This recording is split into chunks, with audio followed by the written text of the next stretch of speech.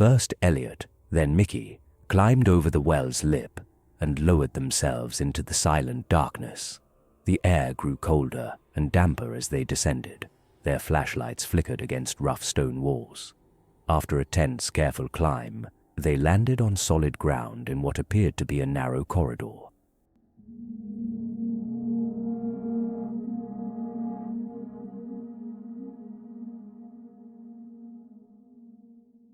The Search. Days after Thurber's disquieting tale reached Elliot's ears, he found himself pacing the damp streets of Boston's North End. The hour was late, and the street lamps cast long, wavering shadows across the cobblestones. His mind drifted back time and again to Thurber's tale, the wild claims, the ghastly paintings, and the mysterious well. Despite Thurber's shaking voice and bloodless face, Elliot remained somewhat unconvinced. He had known Thurber since their days together in the American Expeditionary Forces in France. They had served side by side, endured the mud shells and the terrible boredom that lurks between battles. He trusted Thurber, but felt certain something had colored his friend's account. Maybe fear or shock. Elliot needed evidence. He needed to see the place with his own eyes. It was very unlikely they would somehow find Pickman alive, but even so he imagined him lying broken at the bottom of the well, dead or weakened from weeks of starvation. His first thought had been to recruit Thurber himself, but Thurber wanted nothing more to do with the matter. He had refused Elliot's invitation with the trembling finality of a man who had stared into depths of madness. So, Elliot turned instead to another comrade from the old days in France, a former sergeant named Mickey Rowan. Mickey had been a boxer before the war, a prize fighter who knew how to handle himself in any situation. He was strong, steady, and didn't rattle easily. Just the kind of man Elliot needed if he was going to poke into Pickman's old lair. The old sergeant was not hard to convince. Over a quiet meeting in a backroom tavern, Elliot laid out what he knew. He told Mickey of Thurber's frantic recollection, of Pickman's talent for conjuring horrors upon the canvas, of his sudden and inexplicable vanishing. Mickey listened soberly, stirring the cheap whiskey in his glass with one thick finger. He knew Elliot was no flighty gossip. If Elliot wanted to see for himself, Mickey would come along. After all, he had faced machine guns and mustard gas. A dusty old studio held no terror he couldn't bear. The two men agreed to begin their search the following evening. Elliot, working from Thurber's tale and through discreet questioning around the North End, had a general idea where Pickman's studio was located. That very evening, as Elliot and Mickey made a final pass through those winding alleys, a stranger hailed them from across the street. He was tall and lean, with a cap pulled low over his eyes and a cautious smile. He called Mickey by name and said something about having known him in the old battalion. Mickey looked at him and asked the man his name. Jack Crawley, the stranger said, tipping his cap. We crossed paths near Marne, I believe. You might not recall me, Sergeant, but I never forget a face. Mickey narrowed his eyes, trying to fish through hazy wartime memories.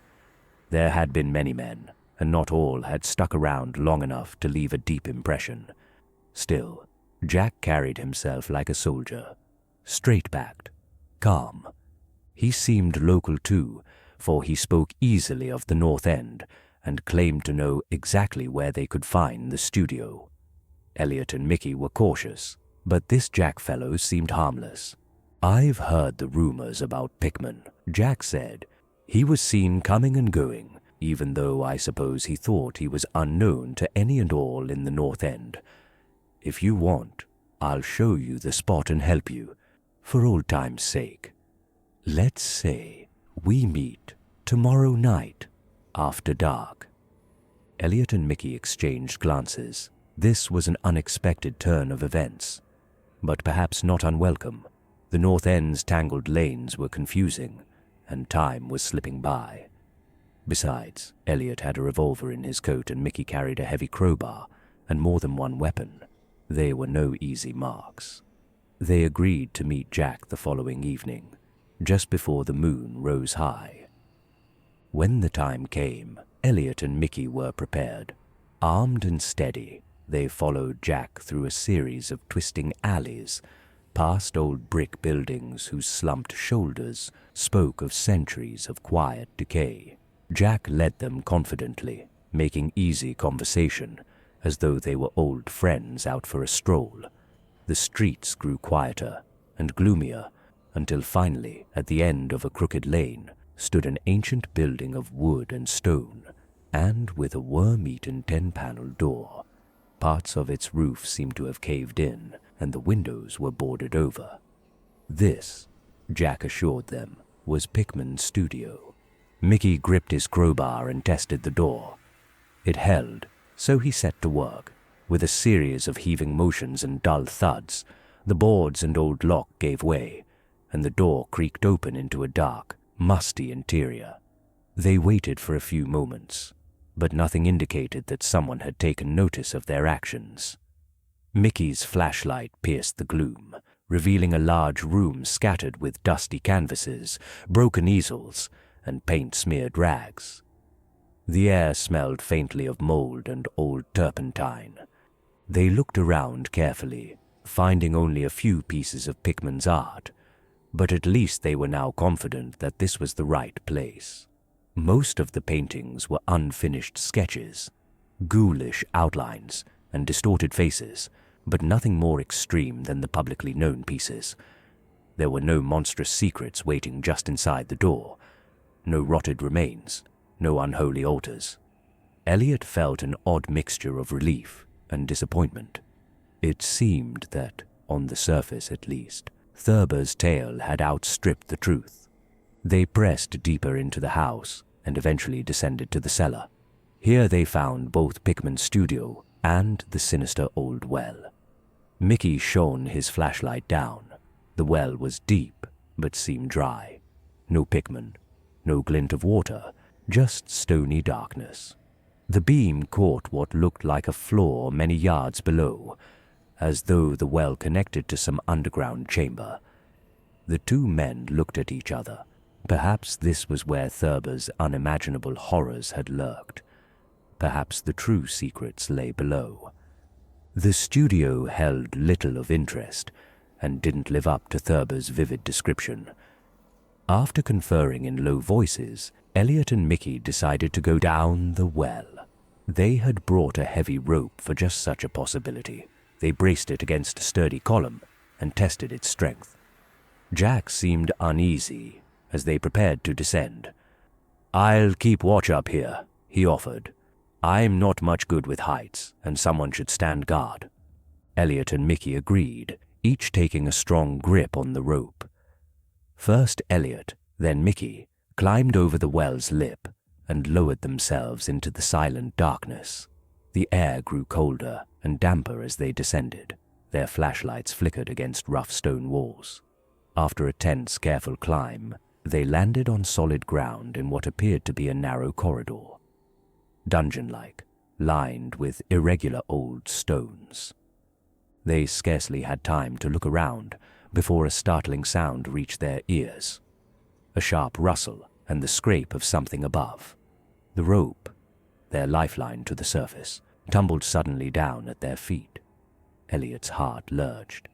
He swung his flashlight upward, shouting Jack's name. Far above, in the dim halo of their lights, they caught a glimpse of the well's circular rim. And there stood Jack, not alone, but surrounded by several shadowy shapes, barely distinguishable in the gloom. Mickey cursed under his breath. Elliot felt a trickle of cold sweat at the back of his neck. 1,000 questions crowded into his mind. Who were these figures? Had Jack betrayed them somehow? In that suspended moment, the truth eluded them. They stood in the bowels of an unknown subterranean passage, weapons still at hand but rope gone. Above, Jack and his companions watched silently. Elliot and Mickey realized with sinking dread that they were trapped, two men alone in a buried corridor. "What is this, Jack?" Mickey growled. "This is how you treat old war buddies. Who are your friends?" While he spoke, he raised his shotgun, pointing it towards Jack. "Don't think I can't get a few of you even from down here. Anyone tries to back away, I'll fire and worry later." Elliot had a stricken look, but likewise raised his revolver, aiming it at one of the shadowy figures. "Oh, you don't disappoint," Jack said, his voice filled with mirth. "Yes, maybe you can hit me, and then my friends will shoot back and that will be that. Why don't you listen to what I have to say instead, and maybe you can get out of this alive?" "All right, you bastard," Mickey said. "What crazy reason do you have for this? Bloody idiot." "I'll keep it short and sweet if you watch your tongue.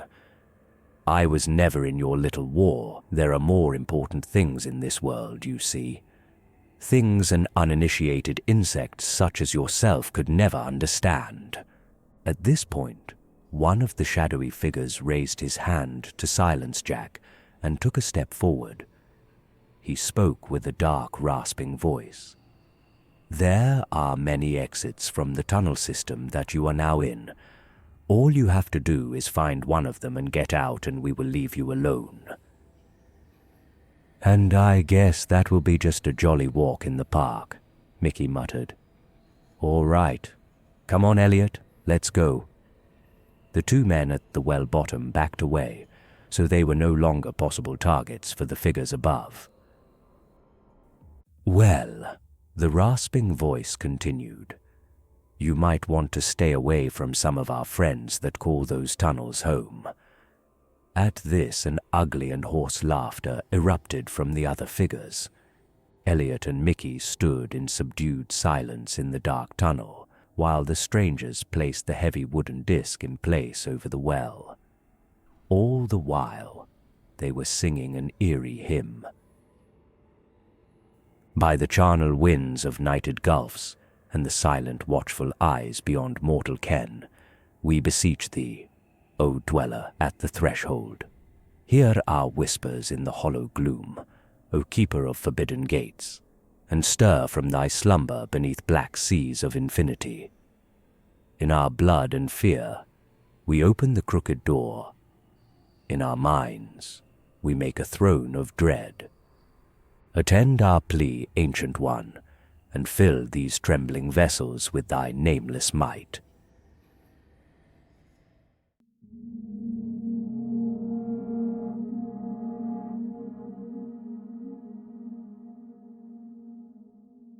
The Amateur. I found the frame in a dim, cluttered corner of an estate auction. One of those musty affairs held in an old parlor, the kind of place reeking of mildew and stale tobacco. The auctioneer hadn't given it more than a passing glance, but I'd spotted it right away. The frame's wood was warped, and its gilding chipped. But something about the half-faded, almost erased sketch on the fine canvas caught my eye. It was nothing more than a smear of old charcoal lines, and the suggestion of an artist's signature. When I looked carefully at the faded signature, my heart fluttered, and I knew I had to have it. R.U. Pickman, the well-known master of the macabre. After winning it for a pittance, I carried it home through the drizzle. My small Boston apartment with its miniature studio room smelled of turpentine and cheap acrylic. I was a painter. Well, I wanted to be. Nothing I'd created yet had garnered much attention. My work was conventional, mostly the sort of forgettable landscapes you see in cafe lobbies.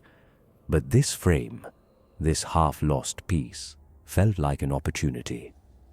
At first, I had thought to paint something entirely new on the canvas, But if it was by Pickman, that changed things.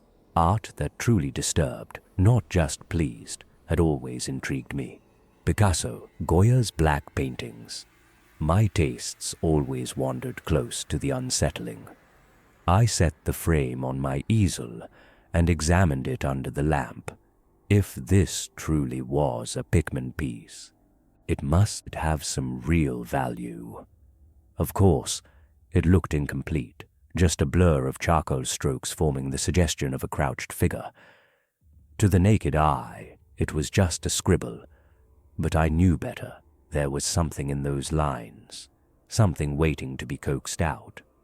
Later that night, as I adjusted my lamp and prepared my palettes, something in me insisted I try to restore it exactly as it once was. I had no records, no references, nothing to guide me, just my gut feeling that I should bring out the lines as they had been. My brush hovered over the faint charcoal marks, hesitating, uncertain. Then I began to redraw, lightly, using my own charcoal to deepen the shadows. I remember a curious excitement coursing through me. My hand moved as if guided by something else, an instinct I never knew I possessed. An hour later, I stepped back.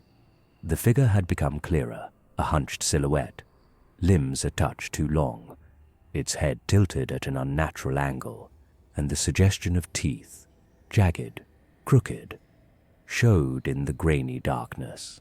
It made my heart pound, and I couldn't tear my eyes away. Even half finished, I recognized a chilling vitality. The shape looked ready to spring right out of the paper. I barely slept that night. When I did drift off, I dreamt of dry scraping sounds and something heavy breathing just behind me. I awoke sweaty, thinking I heard a noise from the studio. Of course, there was nothing but silence. Still, I didn't dare to go near the studio until morning. The next night, however, I was drawn back. I turned on the lamp, picked up my charcoal, and began refining details. I found myself adding subtle textures to the creature's skin, suggesting folds and bumps, as though it had a leathery hide. Where had I learned to do that? I'd never drawn anything like it before, yet the lines came naturally, my hands sure, my mind oddly blank but focused. After a few hours, the creature's face had emerged, bulging eyes, deeply shadowed sockets, a mouth that stretched too wide. I'd never seen such malice in a grin before. Pickman's work indeed, but now something of my own as well. On the final night, after enduring the tediousness of my work as a clerk, I delved deeper. Somehow the frame seemed sturdier, as if it were no longer old and fragile, but reinforced by something seeping through the charcoal. I tried, laughing at myself, telling myself it was just nerves. I painted throughout the night. Finally, the thing on the canvas was nearly complete, its torso gaunt and angular, its limbs elongated, claws curled delicately over some invisible threshold. The eyes seemed alive, reflecting the lamplight as though the paper had depth. The suggestion of perspective was so vivid that I almost believed I could slip a finger inside the frame and touch it. As I put the final touches on the shadows around its maw, I felt it smile wider. No, I don't mean I painted it smiling wider. I mean it smiled. The canvas hadn't moved, but somehow the expression felt more cunning. My hand shook. I dropped my charcoal and stepped back, nearly knocking over my stool. For a moment, I just stared. Then came a soft scraping sound behind me. I spun around with a hammering heart, certain I'd see something lurking by the door. But there was nothing. When I looked back at the frame, the creature's eyes seemed locked onto mine. I could have sworn they followed my every movement. My throat went dry. This was madness. I needed sleep. I crashed in my bed, trying to forget that horrible grin. But I couldn't stay away. Before dawn, something compelled me to check on my work. I padded back into the studio and froze. The easel was empty. My heart seized. Had I put it down somewhere else? The frame was missing entirely. A rustling from the corner gave me a shock. The figure stood there, not on canvas, but in sickening three-dimensional reality. Its limbs bent wrong as it moved, and its grin revealed rows of needle-like teeth. I screamed, stumbling back, grasping for something, anything, and lost sight of it for a moment. When my eyes found the creature again, it was inches from my face, eyes shining with predatory glee. No one can say what happened to me. They only know I never showed up again, just a vanished wannabe artist who bit off more than he could chew. But if anyone dares to look closely at that dusty frame, they might notice a faint charcoal smear suggesting a bent figure not quite human, waiting, watching, willing someone else to bring it to life again.